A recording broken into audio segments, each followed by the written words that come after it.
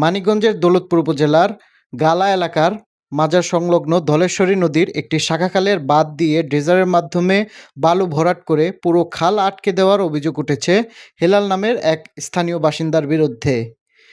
এতে খালের স্বাভাবিক পানি প্রবাহ ব্যাহত হওয়ার পাশাপাশি বিস্তীর্ণ কৃষি জমি ও নিম্নাঞ্চল প্লাবিত হওয়ার আশঙ্কা দেখা দিয়েছে।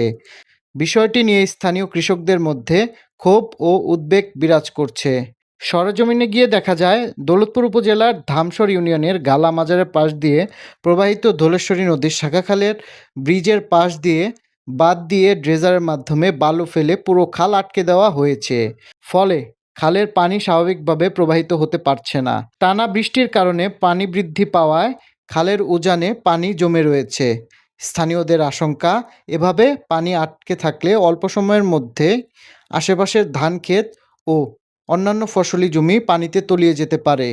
স্থানীয় কৃষকরা জানান, খালটি দীর্ঘদিন ধরে এলাকার পানি নিষ্কাশনের গুরুত্বপূর্ণ মাধ্যম হিসেবে ব্যবহৃত হয়ে আসছে। বর্ষা মৌসুমে এই খাল দিয়ে অতিরিক্ত পানি ধলেশ্বরী নদীতে নেমে যায়, কিন্তু খাল ভরাটের কারণে পানি নিষ্কাশন ব্যাহত হচ্ছে। স্থানীয়দের দাবি, দ্রুত খালের ওপর নির্মিত বাঁধ অপসারণ করে পানি চলাচল স্বাভাবিক করা হোক, অন্যথায় বর্ষা মৌসুমে কৃষিজমি প্লাবিত হয়ে কৃষকদের ব্যাপক আর্থিক ক্ষতির আশঙ্কা রয়েছে। এ সকল অভিযোগের বিষয়ে হেলাল বলেন, ওইখানে আমারও জায়গা আছে, আমি পানি যাওয়ার জন্য পাইপ দিয়েছি, তাও যদি সমস্যা হয় আমি ভেকু দিয়ে কেটে ঠিক করে দেব। এ ব্যাপারে মানিকগঞ্জের দৌলতপুর উপজেলা নির্বাহী কর্মকর্তা নাহিয়ান নুরেন বলেন, বিষয়টি দেখে ব্যবস্থা গ্রহণ করা হবে। RMTV মানিকগঞ্জ।